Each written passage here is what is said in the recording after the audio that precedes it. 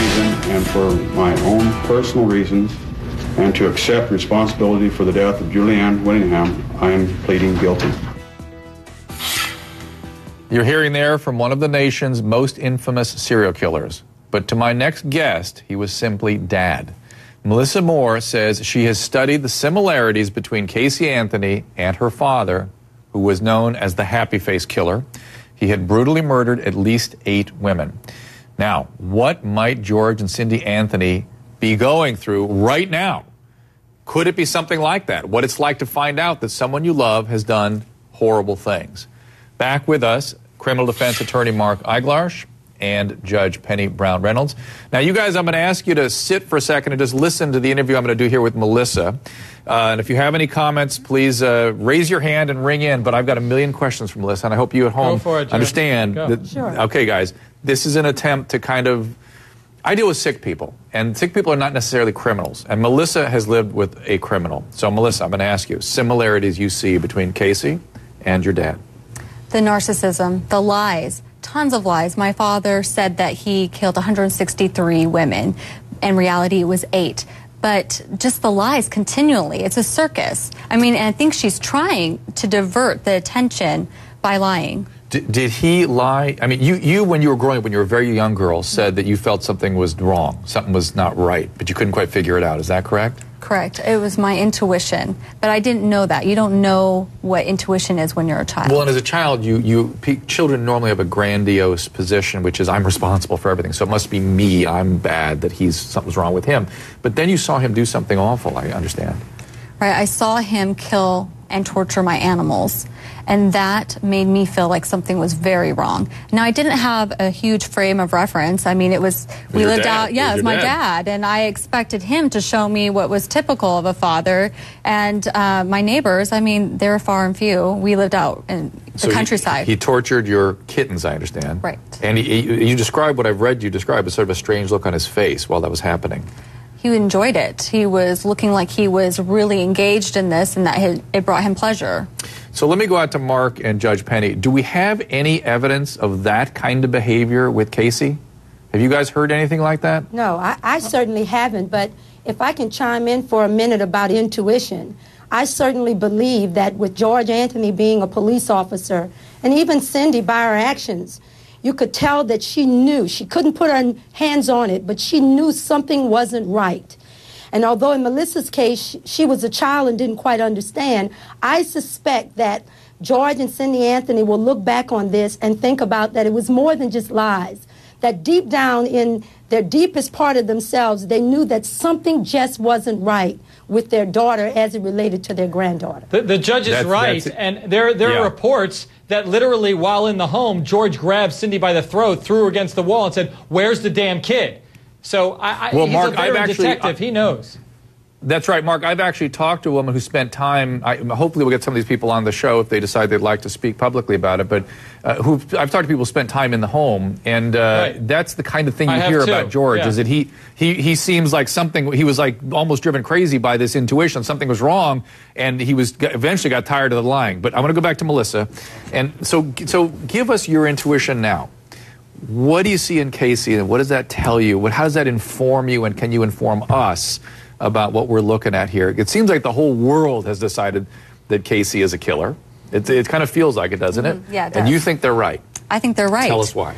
When I see the trial taking place, I look at Casey, and she's got this little tissue, and she's just dabbing her little tears, and those tears just seem to be that she's remorseful only for herself, that she is just upset that she's in this predicament, and maybe she might not get out of it. But now I look at Cindy, and she's over, you know, just sobbing. Any of us would be like that. But I want to dig deep here. Right. You have an intuition about Casey. You look at her. You look. There she is. Look on the camera here. You see the blank stare. You see the sort of empty emotion. Yeah. What do you feel? What is that sense? And how does that relate to what you lived with? What does your gut tell you?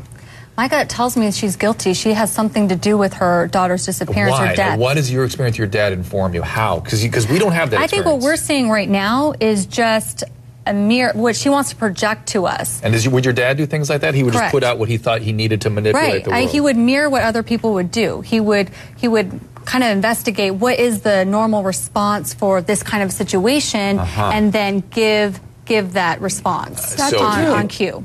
I have a question. Melissa, what is your relationship with your father now? And how did you feel disconnected? Because people are wondering how in the world the parents can stand by the defendant knowing that she might very well be a killer, yet still Penny, love her. That is, Judge Penny, thank you. That is the next area to explore with Melissa. Please go right ahead.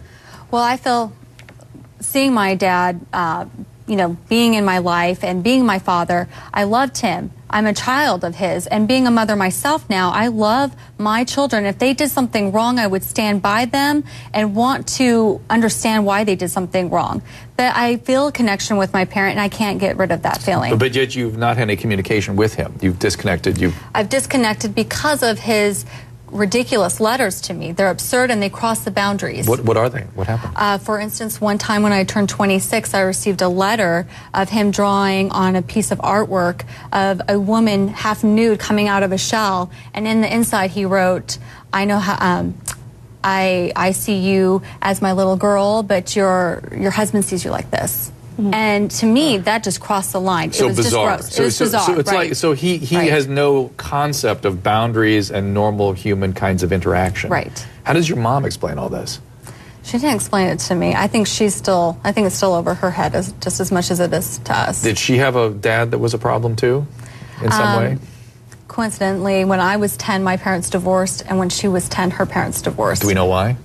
For alcohol. Oh, interesting. Yeah. But this was not addiction in your dad's case, so this is something else. Something completely different. We've got a minute left. Mark or Penny, do you have any questions for Melissa? Yeah, I'm wondering how old was she when the evidence was coming out in her father's case? I was 15, and I was a freshman in high school. And so when this came out, No, go ahead. Go ahead. I don't mean to interrupt. Go ahead. Go. Oh, sure. Right after it came out, I went to school the next day, and I heard the whisperings. Oh, my gosh, did you see Melissa's dad on TV? And my last name was forever in public disgrace.